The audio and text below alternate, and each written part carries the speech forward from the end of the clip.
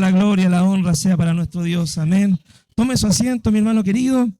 El día de hoy, mis queridos hermanos, vamos a estar estudiando la palabra del Señor en Lucas, Evangelio de Lucas, capítulo 21. ¿Ya? Evangelio de Lucas, capítulo 21. Le invito ahí a abrir su Biblia. Mi querido hermano, si yo le preguntara a usted, ¿cierto? Y le dijera, ¿qué sería lo más importante que usted podría tener, lograr, conseguir en esta vida antes que Cristo viniera? Si Cristo viniera, ¿cierto? Hoy día, mañana, ¿qué sería lo más importante que usted le importaría tener?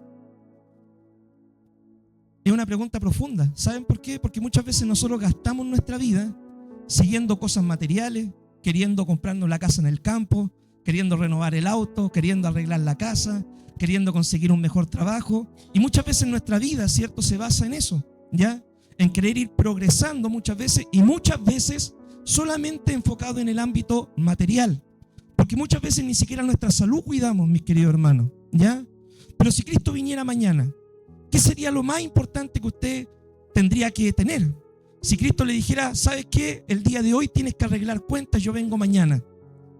¿Se da cuenta de que ahí, por ejemplo, ya no importan las riquezas materiales? Ahí no importan cambiar el auto, no cambiar el auto, tener una casa en el campo, no. Ahí lo que importa es solamente si usted es un verdadero adorador. Eso es lo único que va a importar. Dice la palabra de que Dios está buscando adoradores y que le adoren en espíritu y en verdad. Ahí no va a importar, ¿cierto?, ninguna otra cosa más que su relación personal con el Señor. Así que, mi querido amigo, nosotros no sabemos, ¿cierto?, cuándo es la venida del Señor. El Señor dijo, nadie lo sabe, ni aun los ángeles que están en el cielo. Pero dijo el Señor, vengo pronto, ya vengo pronto. Y nosotros debemos estar preparados.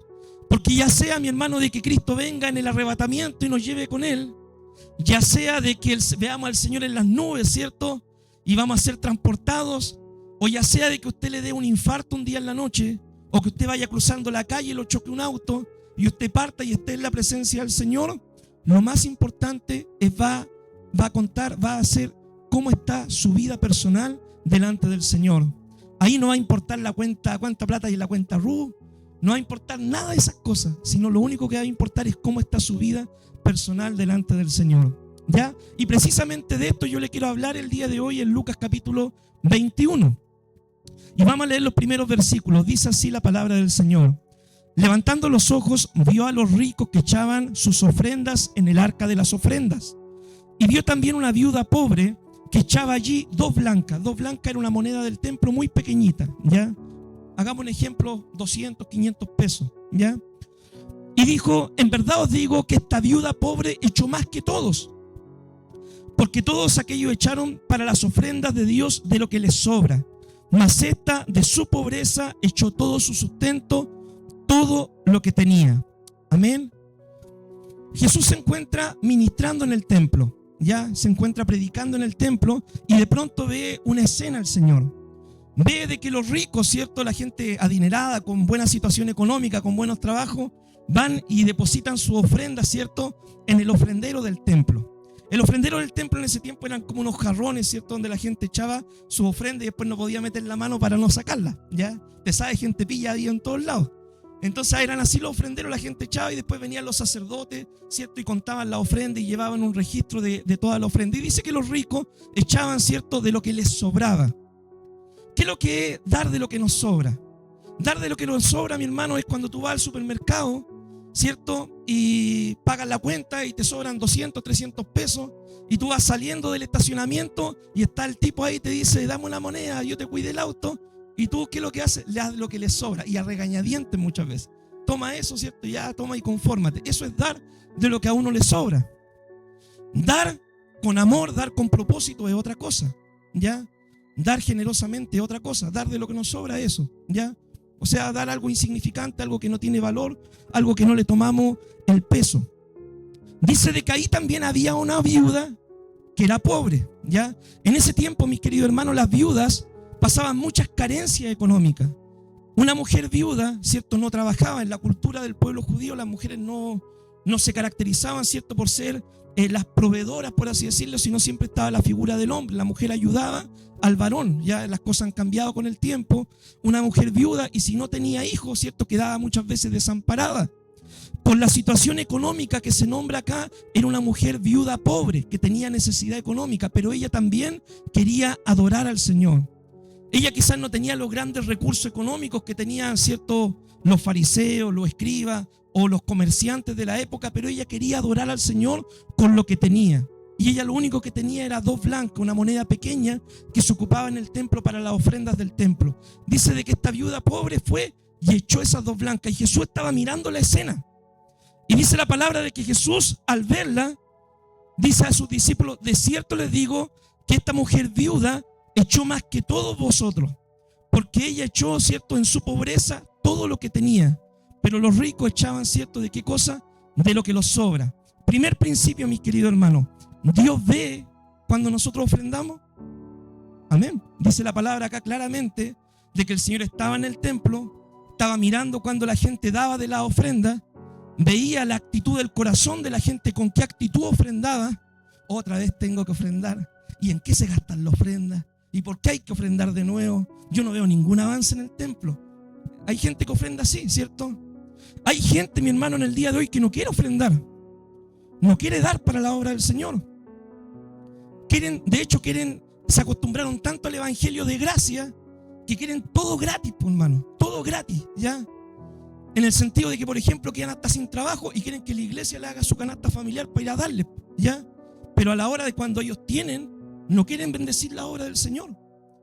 Y entonces, mi hermano querido, nosotros debemos entender un principio que es el siguiente: que el dar para la obra de Dios, para el sustento de la obra de Dios, el ofrendar para Dios, ¿cierto?, siempre ha sido una bendición, tanto en el Antiguo como en el Nuevo Testamento. Siempre el dar para la obra de Dios ha sido una bendición, y Dios siempre se ha fijado en el corazón de la gente que ofrenda. La primera ofrenda que registra la Biblia es la ofrenda de Caín y de Abel. Y dice la palabra de que Caín preparó el mejor de sus corderos, lo más hermoso, lo más bonito que tenía, y se lo ofreció a Jehová. Y Jehová miró con agrado la ofrenda de Abel. Pero dice de que Caín tomó un par de verduras que tenía, no era la ofrenda que tenía que presentar, porque debían sacrificar un corderito, ¿cierto? Pero tomó un par de verduras de lo que tenía y lo presentó, pero así por presentarlo simplemente. Y dice la Biblia de que Dios no miró con agrado la ofrenda de Caín. ¿Por qué no la miró con agrado? Porque Caín no preparó lo mejor para honrar al Señor. La palabra de Dios dice en el libro, ¿cierto?, en los libros de Moisés, Levítico, Deuteronomio, por ejemplo, dice cómo debían ser los sacrificios que se presentaban delante del Señor. Dice: mira, tú le presentarías a tu rey, a tu señor, a tu patrón, un sacrificio, un buey, ¿cierto?, que le falta un ojo, que le falta una pierna, que le falta la cola. Obviamente no se lo presentaría a tu rey. Tu rey no te lo recibiría. De hecho, tu rey te podría hasta castigar, ¿ya? Pero dice: ¿y por qué a mí me presentan estas cosas?, dice el Señor. En el Antiguo Testamento la gente ofrecía vacunos, corderos, ¿cierto?, de ese tipo de sacrificios, pero el Señor le enseñó al pueblo de que ellos debían ofrecer a Dios con excelencia. ¿Por qué? Porque esos sacrificios simbolizaban el sacrificio perfecto de Cristo en la cruz del Calvario. Esos sacrificios simbolizaban, mi hermano, el corazón del adorador. ¿Cómo tú adoras a Dios?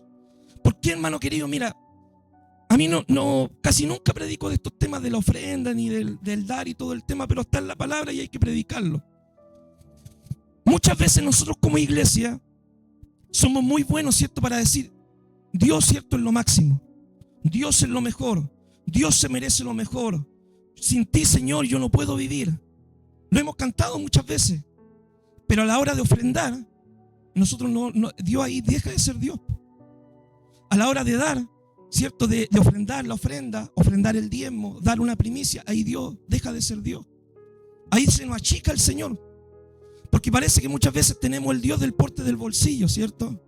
Porque cuando Dios muchas veces nos dice: ya, está bien que tú me ames, que me adores, que me cantes, que me sirvas, que ores, que leas la palabra, pero yo también quiero que tú sustentes la obra, porque las ofrendas, los diezmos, las primicias son para sustentar a la obra y para ayudar a los necesitados y para sostener a los ministros de Dios. Ahí parece que nuestro Dios se nos achica, ¿cierto? Porque Dios es lo máximo, pero hasta cuando Dios no habla de dinero ya, ¿cierto? Ahí ya Dios deja de ser Dios. Pero yo te digo que tanto en el Antiguo Testamento como en el Nuevo Testamento el dar siempre ha sido una bendición. Lamentablemente, mi hermano querido, este tema del dar, hay muchos pastores que han abusado de esto, ¿ya?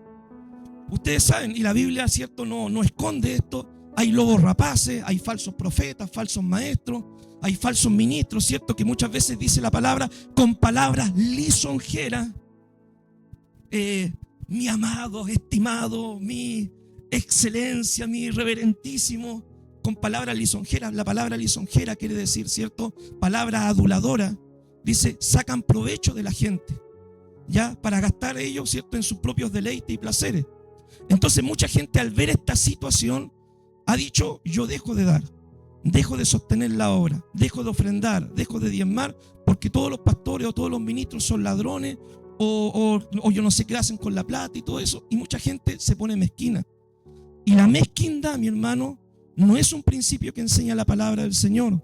Dios nos dice en su palabra que nosotros debemos dar generosamente. Dios bendice el dador alegre, generoso y voluntario, según cada uno de nosotros hemos prosperado, ¿ya? Yo no puedo dar lo que no tengo, y Dios sabe eso, ¿ya? Dios no te va a decir, oye, mira, ofréndame tu casa, ofréndame tu auto, ofréndame tu terreno en el campo. Dios no te va a pedir eso.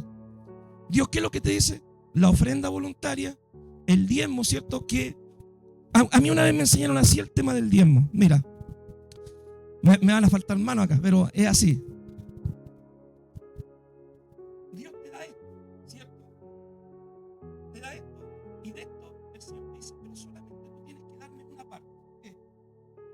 La otra 9 partes, usted gástela como quiera, inviértala como quiera, gástela en su familia, obviamente cosas buenas, pero de las 10 partes yo te pido una solamente para sostener mi obra. Y el resto, usted, ¿cierto?, es libre para gastarlo en lo que usted quiera. Acá, por ejemplo, la Biblia nos enseña de que nosotros, por ejemplo, debamos hacer ofrendas tras ofrendas, de ofrendas de la ofrenda, ¿cierto? No enseña eso. Hay algunos lugares, mi hermano, donde te piden hasta 2, 3, 4 ofrendas en el culto. Y eso no lo enseña la palabra, ¿ya? Nosotros, por ejemplo, si usted se da cuenta, lo único que le enseñamos acá en la iglesia, la ofrenda es para gastar los gastos comunes que tiene la iglesia, el diezmo para sostener a los siervos, a los pastores, a los ministros, independiente de quién esté, ¿cierto? Porque el día de mañana, ¿cierto? Yo tampoco voy a estar, espero no irme pronto, pero sí, el día de mañana espero que la obra continúe y vengan otros pastores, y nosotros debemos entender eso, que el que esté, hermano, al frente liderando la congregación necesita ser sostenido. Y las primicias, mi hermano, que en muchos lugares las primicias, ¿cierto?, las ocupan los pastores para su sustento porque no trabajan. En muchos lugares los pastores y viven de esto. En este caso, las primicias nosotros, ¿cierto?, le ayudamos como acción social a las familias que necesitan. Entonces, mi hermano querido, hoy en día hay lamentablemente muchas personas que dicen la maldición de dar. No sé si usted ha visto en internet la maldición de dar el diezmo, porque eso es de la ley, eso es del Antiguo Testamento, eso no corre para el día de hoy. Y no, eso sí corre para el día de hoy. Si usted no me cree, créalo a lo que dice la palabra. La palabra de Dios dice, ¿cierto?, en el libro de Hebreos, que lo estuvimos estudiando, que Dios compara el sacerdocio de Cristo con el sacerdocio de Melquisedec. Y Melquisedec es antes de la ley. Es antes de la ley. El diezmo aparece en la Biblia antes de la ley. Aparece con Abraham, ¿cierto? Aparece con Jacob antes de la ley. Entonces, mi hermano, el dar, entiéndalo, siempre ha sido una bendición. El dar siempre ha sido una bendición, el sostener la obra del Señor. Y Jesús mira estas cosas también. Ya, hoy día tocó, hermano, y tocó. Ya el otro sábado va a tocar Lucas 22, ¿cierto? Ahí va a tocar otro tema, pero hoy día se debía hablar de esto. Mira, mi hermano, yo desde que conocí al Señor, ¿cierto? Yo me crié, por ejemplo, nací en una iglesia donde a nosotros nos enseñaban que no había que diezmar, no había que ofrendar, ¿cierto? Así generosamente, y siempre atacando a los pastores que en muchos lugares abusan de esto, claro que sí. Pero ¿sabes qué? La iglesia, mi hermano, era sumamente pobre. Nunca nadie prosperaba en la iglesia. El que más prosperaba era un hermano que echaba 2.000, 5.000 pesos a la ofrenda, y era el que más bien le iba. Pero a los demás, nadie, hermano, tenía ni siquiera para ir tenía para los pasajes para ir a congregarse. Y muchas veces llegaba a fin de mes y estaban con los ojos largos los hermanos esperando a ver si le daban la caja familiar, ¿cierto? Porque muchas veces hay cristianos, ¿cierto?, que no dan y no quieren trabajar tampoco, que son flojos, de hecho, ya que no les gusta trabajar, ganarse el sustento como Dios manda. Entonces, mi hermano, esa iglesia nunca prosperó. Yo nací en esa iglesia, me empecé a discipular ahí, hasta que llegué a la iglesia de Dios. Yo tenía un anhelo, y mi anhelo era que algún día esa iglesia se ampliara, así como hacer como esto, ¿cierto? Tener primer piso templo, segundo piso casa pastoral, y yo estaba juntando mi billetito, ¿cierto? El pastor no recibía el diezmo, pero yo lo juntaba todos los meses. Un día pasó una situación, me cambio de iglesia, llego a la iglesia de Dios en Chihuayante, mi pastor era pastor Huerta, yo le dije, pastor Huerta, yo tenía este dinero ahorrado, tome, se lo entrego, hágalo usted como usted estime conveniente, para lo que usted necesite. Pastor Huerta lo recibió. Todos los meses, ¿cierto?, empecé a ir a la iglesia de Dios, ¿cierto?, a congregarme, y yo llevaba mi diezmo, era miembro, hermano, porque para estar acá pastoreando la iglesia uno tiene que cumplir requisitos en la iglesia de Dios. No es que cualquiera, ¿cierto?, va pasando por afuera y dice quiero ser pastor y después te pasan el púlpito, no es así, ¿ya? Entonces yo empecé a ofrendar, a diezmar, a congregarme regularmente. Mi pastor vio la fidelidad en eso. Mi hermano querido, yo te lo digo, todo lo que yo sembré en esos 2-3 años que me conoció mi pastor Huerta, Dios me lo retribuyó con creces, ampliamente. La iglesia, mi hermano, de Chihuayante me pagó 2 años de mi vida en el seminario en Argentina, yo sin pagar un peso. Y tú me dices, ¿eso es coincidencia? No, eso es premio muchas veces a la fidelidad, al amor de Dios, a la fidelidad, porque Dios, hermano, bendice el dador alegre. Yo, hermano, me siento uno de los pastores regalones de acá, de la región. Soy uno de los pocos pastores que tiene casa pastoral. Esto no es mío, pero Dios me ha dicho a mí, vive ahí. Mi hermano querido, cualquier pastor podría estar pastoreando esta iglesia. Hay pastores mejores, de hecho. Cualquiera puede estar pastoreando este lugar, pero Dios dijo, yo voy a llevar a Jorge. ¿Para qué? Para que pastoree este lugar. ¿Por qué usted cree que se producen esas cosas? ¿Es casualidad? ¿Es coincidencia? ¿O es que Dios bendice, hermano, la fidelidad también? Mi hermano querido, yo muchas veces, y esto lo he conversado con algunos, ¿cierto? Hubo un tiempo, por ejemplo, de que la pastora no trabajaba, ¿ya? Y muchas veces yo estaba con la soga al cuello, ¿cierto? Así, pagando deudas, cuentas y todo el tema y todo. Pero yo muchas veces, hermano, yo se lo digo en el nombre del Señor, muchas veces me saqué quizás el pan de la boca para bendecir la obra del Señor. Y no lo digo, ¿cierto?, para jactarme ni ninguna otra intención. Pero muchas veces yo hice esto. ¿Por qué? Porque yo creo en la fidelidad del Señor. Y muchas veces, ¿cierto?, cuando no teníamos nada para comer con la pastora, porque trabajaba yo solamente hace poco tiempo atrás, muchas veces, ¿cierto?, cuando ya el refrigerador estaba vacío, cuando no quedaba ni la última cecina, hermano, yo le decía a la Zule, contigo yo tengo, Señor, la paz que anhelaba. Contigo yo tengo el consuelo en mi alma y la felicidad. Contigo yo tengo el futuro en mis manos, y si nada tuviera, yo sé que mañana me bendecirá. Ese es el Dios que yo conozco, el Dios que provee, hermano. ¿Sabe que yo no me preocupo si llego a fin de mes o no? Porque yo sé que Dios me provee. Porque hay una promesa de Dios en eso. Mi hermano, y si no me cree, ¿cierto?, a mi testimonio, ¿cierto?, a lo que yo le puedo decir en mi experiencia personal con Dios en cuanto a esta área, créale a lo que dice la palabra. La palabra de Dios dice en Malaquías, por ejemplo, en el versículo 3:10, Malaquías 3:10 dice, traed los diezmos al alfolí y hay alimento en mi casa, y probadme en esto, ¿cierto? Dice Jehová el Señor, si no os abriré las ventanas de los cielos y derramaré sobre vosotros bendición hasta que sobreabunde. ¿Usted sabe de que a Dios usted no lo puede poner a prueba? La Biblia dice, no tentará al Señor tu Dios. Eso lo dice el Señor en la palabra, ¿cierto? Eso fue lo que Dios le dijo a Satanás, de hecho, en el desierto. No tentará al Señor tu Dios. Pero acá es Dios mismo que le está diciendo, pruébame en esto. Ponme a prueba en esto. ¿Sabe por qué, hermano? Porque muchas veces, mira, una cosa es vivir de la misericordia de Dios.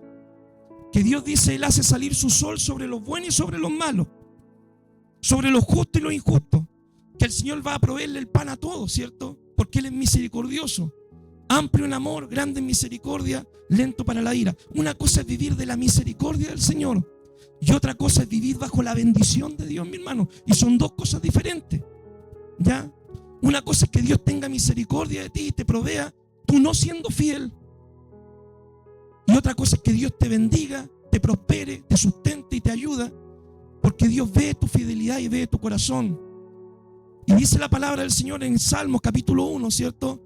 Ahí cuando habla del justo, dice: el justo será como un árbol plantado junto a corrientes de aguas, que todo lo que hace da fruto y da fruta a su tiempo, y todo lo que hace prosperará. Entonces, mi hermano, cuando muchas veces tú tienes necesidad económica, que todos hemos pasado necesidad económica, pero si tú no eres fiel en honrar al Señor con lo que Dios te pide, con una ofrenda, con la primicia, con el diezmo, después, ¿cierto? ¿Cómo nosotros le podemos decir: Señor, bendíceme, prospérame, ayúdame? Dios, claro, lo va a hacer, porque Dios es misericordioso. Dios, ¿cierto?, dice que a sus hijos el pan y el agua le va a proveer. Pero otra cosa es que Dios te bendiga, hermano. Vivir bajo la bendición del Señor. De repente dicen: no, algunos creen que la hacen buena porque dicen: yo no estoy diezmando, ¿cierto? Pero de repente, ¿qué pasa? Se enferman, se echa a perder el auto, una gotera en la casa, que aquí, que allá. Y de repente viene, hermano, no lo digo yo, lo dice la palabra. ¿Qué es lo que viene? El devorador. Es el devorador, por hermano, que no te deja tranquilo en paz, ¿cierto? Que una cosa, que otra cosa, que otra cosa. Porque Dios de una u otra manera tiene que probar tu fidelidad. Esta viuda ofrendó, ¿cierto? Y Dios miró esto y la bendijo y la puso como un ejemplo para nosotros, ¿cierto? Los creyentes en el día de hoy. Amén. Pero el capítulo 21, mi hermano, también tiene otras cosas, ¿ya? Así que vamos a seguir avanzando. Dice el versículo 5: y a unos que hablaban de que el templo estaba adornado de hermosas piedras y ofrendas votivas, dijo: en cuanto a estas cosas que veis, días vendrán en que no quedará piedra sobre piedra que no sea destruida. El Señor, ¿cierto?, como le dije, se encontraba en el templo, vio la ofrenda de la viuda y después unos discípulos le dijeron: mira, Señor, qué hermoso templo que hay acá, ¿cierto? Y está lleno de ofrendas votivas, que es lo que quiere decir de personas que iban a dejar su reconocimiento al templo, de oraciones contestadas o cosas así, ¿cierto?, que el Señor iba obrando. Entonces ellos ofrendaban al templo y ponían sus ofrendas votivas ahí en el templo, ¿cierto? El templo, mi hermano, se construyó con un propósito, ¿ya? El templo, de hecho, nace en el corazón de un adorador de Dios. Ese adorador era David, ¿ya? David tuvo en su corazón el deseo, el anhelo de construirle una casa al Señor, un lugar de adoración. Él dijo: ¿cómo yo, si vivo, ¿cierto?, en mi castillo, en mi palacio, en mi mansión, y Dios, ¿cierto?, mora en una tienda? Porque Dios en el desierto moraba en tienda. La tienda, usted la conoce, el tabernáculo, ¿cierto? El tabernáculo tenía unos pilares, ¿cierto?, que ponían, armaban, desarmaban cuando le iban caminando, peregrinando en el desierto, y estaba cubierto por piel y todo eso, ¿cierto? Y adentro estaba el lugar santísimo, ¿cierto? Estaba el arca del pacto, el incensario, estaba el altar donde se ofrecían los sacrificios. Pero eso era algo movible, ¿ya? Entonces David dijo: ¿cómo yo, si yo tengo una casa, un lugar donde morar, cómo la tienda del Señor, ¿cierto?, el lugar donde Dios mora, va a ser un lugar así? Segundo principio, mi hermano: muchas veces nosotros nos preocupamos de tener bien nuestra casa y nos olvidamos de la casa del Señor, ¿ya? Y el verdadero adorador, ¿cierto?, se preocupa de la casa de Dios. David nace esto en su corazón, pero Dios le dice a David que él no iba a construir templo, ¿ya? Porque había sido un hombre de guerra, había tenido muchas luchas, muchas batallas. Entonces un hijo iba a construir este templo. A lo que David, ¿cierto?, él, ¿qué es lo que hizo? Preparó los planos, recogió el dinero, preparó todas las cosas con todos los materiales, cosas que cuando Salomón, ¿cierto?, edifica el templo lo pudiera construir, hermano. Y fue un templo pero hermosísimo para la gloria del Señor. Estaba hecho con oro, con plata, con piedras preciosas. Era un templo hermoso, mi hermano, que reflejaba la gloria del Señor, ¿ya? Ese templo se construyó con un propósito. ¿Y cuál era el propósito del templo? Que fuera una casa de oración para todas las naciones. Pero ¿qué pasó? El pueblo judío desvirtuó su adoración al Señor Y Dios le había advertido que si ellos pecaban iban a ir en cautiverio y ese hermoso templo iba a ser destruido. Ese templo fue destruido, ¿cierto?, por el imperio babilónico. El pueblo de Israel estuvo 70 años en Babilonia. Cuando ellos regresan, empiezan a reconstruir el templo. Y ellos, ¿cierto?, empiezan a reconstruir este segundo templo bajo el mandato de Esdras, de Nehemías, de Zorobabel, ¿cierto?, de Josué, que eran los líderes. En ese tiempo Josué, un líder, ¿cierto?, no el Josué después de Moisés, por si acaso. Entonces ellos empiezan a reconstruir este templo. Y ya para el tiempo de Herodes, ¿cierto?, Herodes tomó esto y lo empezó a perfeccionar el templo. La cosa es que el templo, hermano, era algo inmenso, algo hermoso, algo precioso. Pero los judíos, mi hermano, tomaban el templo como un amuleto, ¿ya? Ellos, por ejemplo, decían, no, tenemos el templo y como Dios mora en el templo no nos va a pasar nada a nosotros. Ellos creían así erróneamente. Usted dice, ¿eso pasa en la gente hoy en día? Sí, sí pasa. Por ejemplo, cuando la gente dice, hoy tengo pesadilla en la noche, yo tomo mi Biblia y me la pongo debajo de la almohada, ¿cierto? Para no tener pesadilla. Porque creen de que la Biblia tiene como un poder mágico si uno la pone debajo de la almohada. O no, siento que la casa está cargada, dicen algunos, la voy a abrir en el Salmo 91, en el Salmo 23 para que Dios proteja la casa. No, mi hermano, ya eso es tomar las cosas de Dios como un amuleto, ¿ya? Entonces los judíos tenían esa percepción, pero Jesús, al ver que le decían, mira, Señor, este hermoso templo, tremendo templo, el Señor, ¿qué es lo que le dice? Le dice, miren, acá no va a quedar piedra sobre piedra que no sea derribada. ¿Por qué iba a pasar eso? Porque cuando vino Jesús, el pueblo judío rechazó al Señor, no creyeron en su mensaje, no aceptaron al Mesías. Jesús, de hecho, cuando iba entrando a Jerusalén, lloraba en la ciudad de Jerusalén, ¿cierto?, por todas las cosas que iban a venir a los judíos. Esta profecía, mi querido hermano, se cumplió literalmente en el año 70 después de Cristo. Para los que saben un poquito de historia del cristianismo, General Tito, Imperio Romano, toman Jerusalén, hermano, destruyen todo. No queda piedra sobre piedra. Lo único que quedó, el muro de los lamentos, donde todavía, ¿cierto?, van los judíos a poner ciertos papelitos y oraciones y a orar ahí. Y donde estaba construido el templo, ahora hay una mezquita musulmana. ¿Se cumplió la profecía de Cristo? Sí, se cumplió literalmente, ¿ya? Entonces, mi hermano querido, el templo, ¿cierto?, era el lugar de adoración. Y nosotros, Dios dice ahora que Él no mora en templos, ¿cierto?, hechos por mano de hombre, ¿ya? El Señor no mora, hermanos, en las paredes de un templo, en una casa. El Señor no mora ahí. ¿Dónde mora el Señor? El Señor mora en la vida de cada persona que le ha aceptado como Señor y Salvador. Ahí es donde el Espíritu Santo viene a ser morada. Ahora, ¿cuál es el templo de Dios? Nosotros somos el templo del Señor. Dios, ¿cierto?, ha hecho morar su Espíritu Santo en nuestra vida. Y nosotros somos templo del Señor. ¿Cuál es el templo que debemos cuidar ahora para el Señor? Nuestra vida. Ahora, ¿eso quiere decir que descuidemos el templo material? No, ya debemos cuidarlo, debemos, ¿cierto?, proteger nuestra casa de oración, porque es el lugar donde nos congregamos como iglesia para adorar al Señor. Pero debemos cuidar nuestro templo, nuestra vida espiritual, porque cuando venga Cristo en su segunda venida, lo que va a tomar el Señor no van a ser las paredes físicas. Lo que va a tomar va a ser su vida, mi vida, y si estamos a cuentas con el Señor. Eso va a tomar el Señor, ¿ya? Por eso debemos cuidar nuestro templo y cuidar de no ser nosotros destruidos, ¿ya? Sino nosotros estar a cuentas con el Señor. Veamos ahora versículo 7. Y le preguntaban diciendo, maestro, ¿cuándo será esto? De la destrucción del templo y todo eso.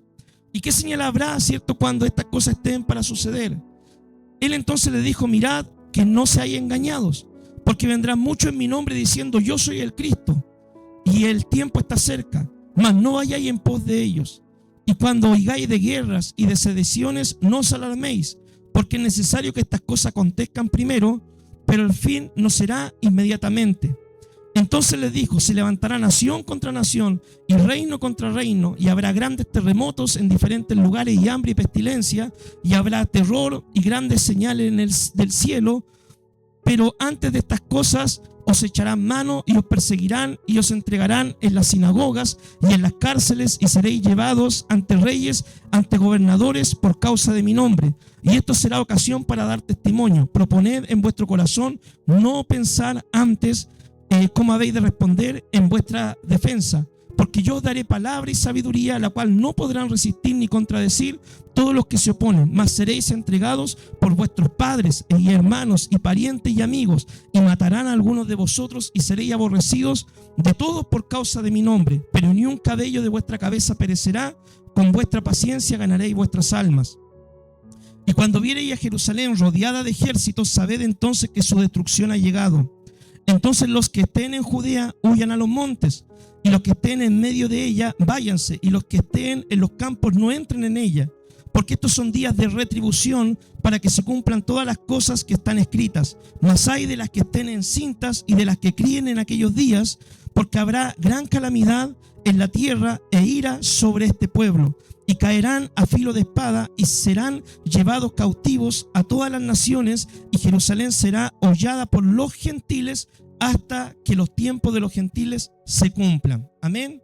Acá los discípulos le preguntaron: Señor, ¿y qué señales habrá de tu venida? ¿Cuándo será el fin del siglo? Y muchas veces la profecía bíblica, mi hermano, tiende, ¿cierto?, a darnos varios vistazos de cómo van a ser el fin de los tiempos. Por ejemplo, el Señor les dice a ellos, le dicen: miren, tengan cuidado, se levantarán falsos profetas, falsos cristos, y dirán, ¿cierto?, he venido o estoy cerca, ¿cierto? En otros evangelios dicen: el Cristo se apareció en el desierto y la gente irá a mirarlo. Mi hermano, desde que Cristo vino, se han levantado en la historia de la humanidad muchos falsos cristos. Hombres, ¿cierto?, diciendo: yo soy el Cristo, soy el Mesías, ¿cierto? Hubo hace poco uno que ya falleció, ¿cierto? José Luis Miranda parece que se llamaba, algo así. O un Cristo que apareció, ¿cierto?, en uno de esos países centroamericanos. Después el hombre murió y después salió la esposa, ¿cierto? Y yo soy el Cristo resucitado. Entonces, mi hermano, hay otra persona, yo he visto en internet de repente, que está en México, ¿cierto? Que él dice: él es el profeta de este tiempo, él es el Mesías, él es el Señor. Y los tipos cantan, hermano, tienen una alabanza fenomenal, ¿eh? A los que les gusta la alabanza, que muchas veces la gente llega por eso a los templos, y el tipo predica y tiene labia, ¿ya? Y engaña a la gente, y el templo lleno, ¿eh? Muchísimo más lleno que acá. Y el tipo engaña a la gente diciendo que él es un Cristo, un Mesías, ¿cierto?, un ungido.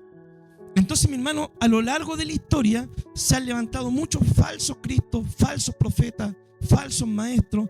Algunos, mis queridos hermanos, han llevado aún a la muerte a personas, haciendo, ¿cierto?, usted, es cosa que investigo solamente, haciendo suicidios masivos en algunos lugares. Algunos de ellos, mi hermano, están presos, falsos cristos que se han levantado por temas de abuso sexual, ¿cierto?, que han cometido. Entonces el Señor nos dijo: mira, estas cosas van a suceder antes de mi venida. Se levantarán falsos cristos, falsos maestros, y engañarán a muchos. Si fuera posible, engañarán aún a los escogidos, porque serán capaces hasta aún de hacer señales y milagros y prodigios. Pero el Señor nos enseñó cómo debíamos reconocer nosotros estas cosas. ¿Y cómo las debemos reconocer? Dice la palabra del Señor: por sus frutos los conoceréis. Por los frutos, hermano. El árbol bueno da buen fruto. El árbol malo va a dar mal fruto. ¿Ya?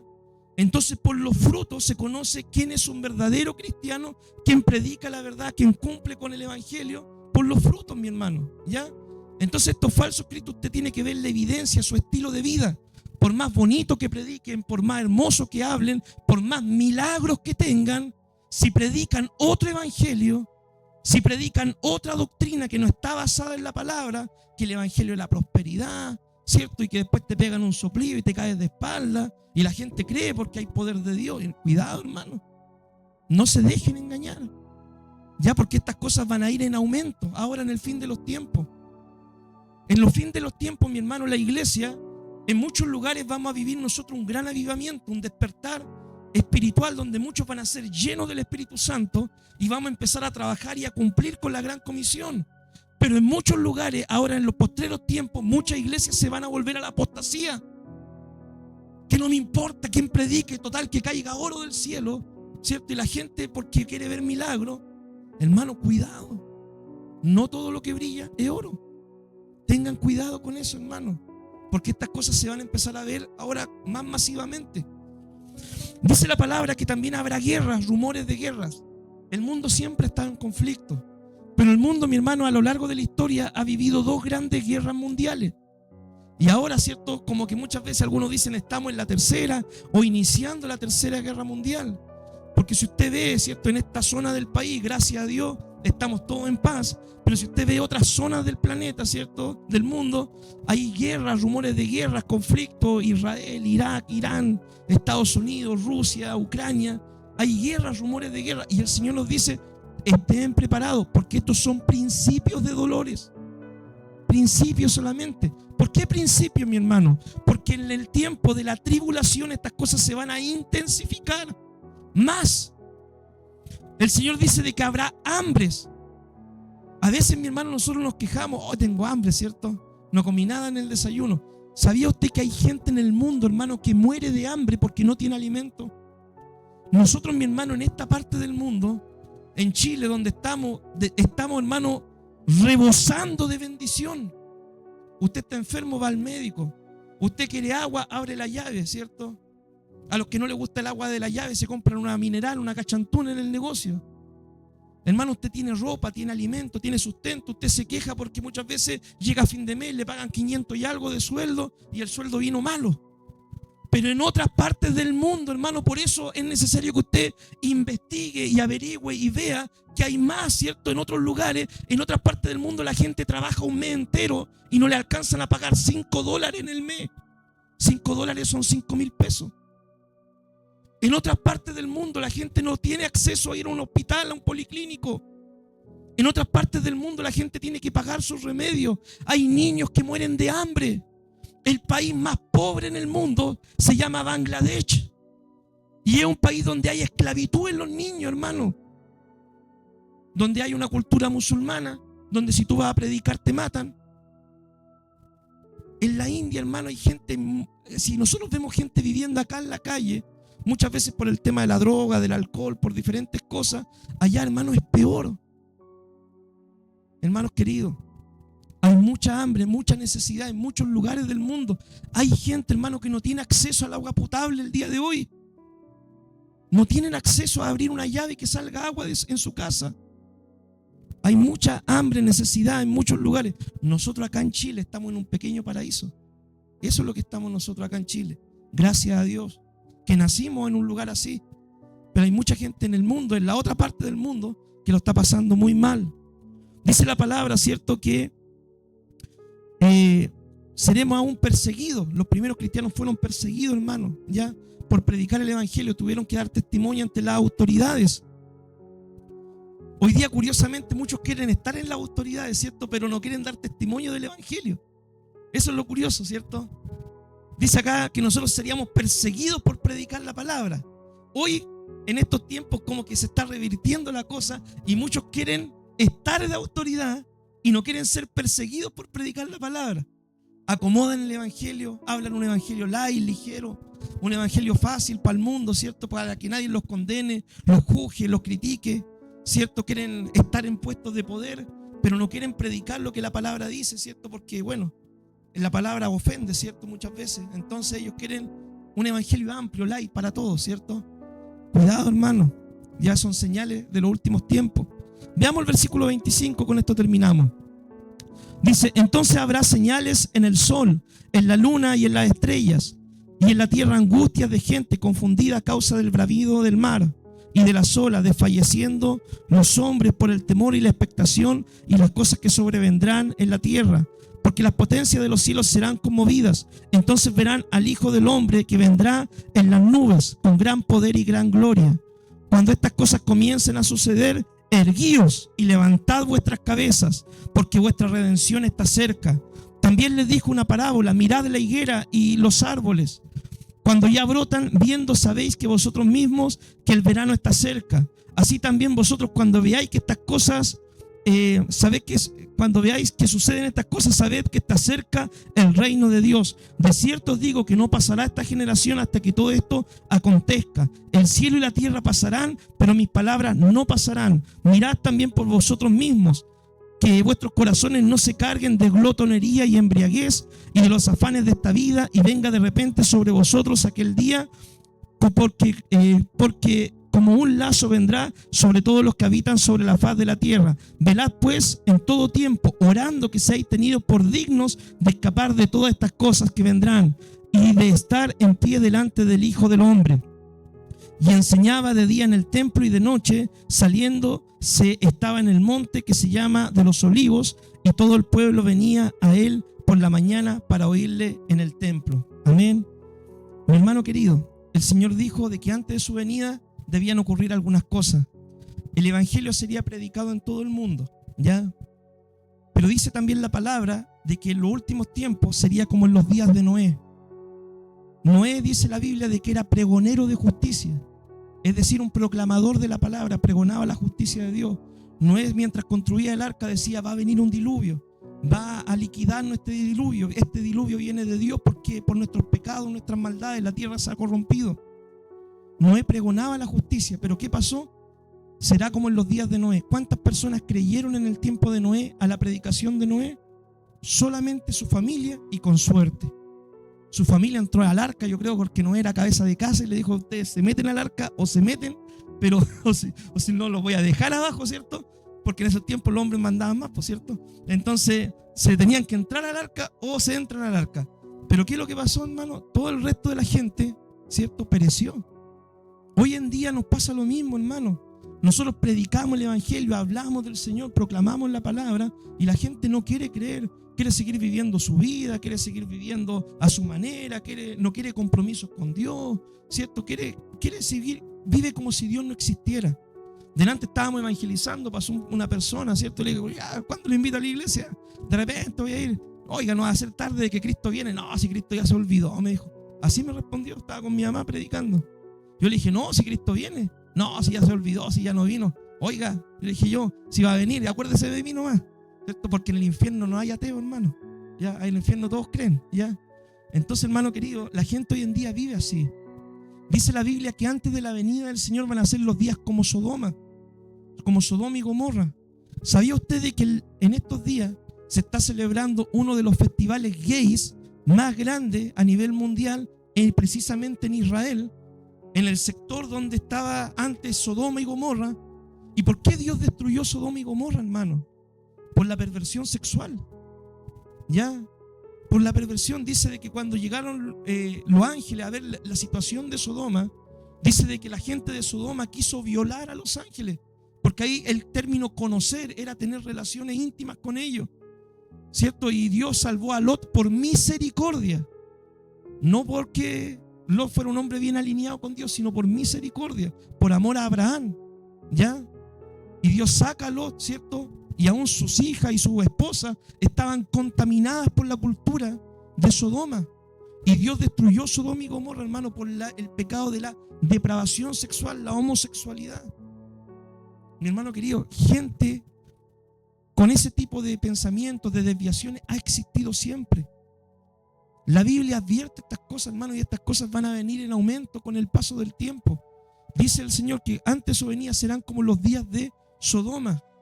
En otros países ya hay muchas veces propuestas o gente que quiere legalizar temas, hermano, temas para que los hombres estén con niños, aún para que las personas puedan estar con animales, hermano. Hay una depravación en cuanto a esta área.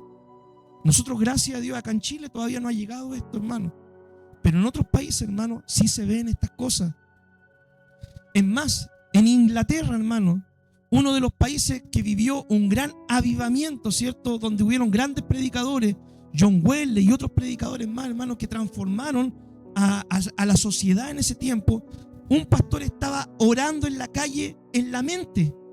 Estaba orando, ¿cierto? Y sabían que era pastor, y el hombre estaba orando y lo tomaron preso por orar. Así está la cosa en otros países. En otros países, antes que usted se suba a predicar, hermano, el sermón tiene que mandárselo a las autoridades para que lo revisen y lo vean. Y si no hay algo que no le gusta, se lo devuelven y tienen que escribirlo de nuevo. Hermano querido, eso pasa en otros países. Acá en Chile todavía no pasa. Pero para allá vamos, ¿cierto? Si Cristo no viene antes. Dice la palabra del Señor, ¿cierto?, de que cuando venga el Señor nosotros debemos estar preparados. Así que, mi hermano querido, yo le animo a estar preparado para la venida del Señor. La preparación, hermano, es personal. Yo ahora les prediqué, les hablé, les enseñé, pero cuando usted salga de este lugar, las decisiones las tiene que tomar usted. Yo no voy a ir a despertarlo para orar. No le voy a ir a decir tienes que orar. No le voy a ir a decir ahora tienes que leer la Biblia. No le voy a ir a decir oye, tienes que ayudar al necesitado, tienes que ofrendar, tienes que obedecer mi palabra. Yo no le voy a ir a decir eso. ¿Saben quién le va a decir eso? El Espíritu Santo que mora en su vida.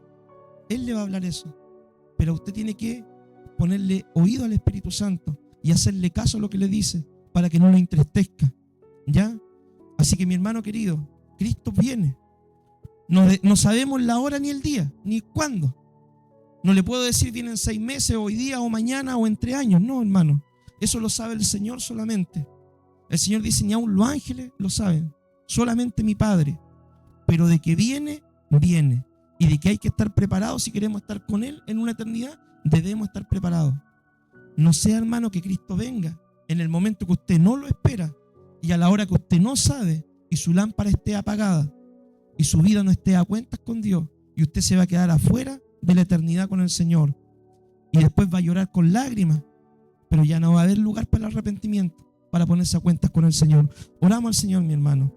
Padre, te damos gracias, Dios, por esta palabra, este mensaje, Señor. El día de hoy, Dios mío, tú nos hablas, Señor, de que debemos estar preparados, Señor, para tu venida. Amado Dios, tú estás buscando verdaderos adoradores, Señor. Siempre ha sido ese tu sentir, tu anhelo, tu deseo. Y ayúdanos, Dios, a ser estos verdaderos adoradores, Señor. A poder adorarte con nuestra vida, con nuestro tiempo, con nuestros recursos, con los talentos que tú pusiste, con nuestro tiempo. Ayúdanos, Señor, a que nuestra vida sea una vida consagrada a ti, a la adoración. Amado Dios, y que cuando tú vengas, Dios mío, por nuestra vida, Señor, nosotros podamos estar preparados para estar contigo, Señor, y entrar a una eternidad. Amado Dios, te lo pedimos en el nombre de Jesús. Amén y amén.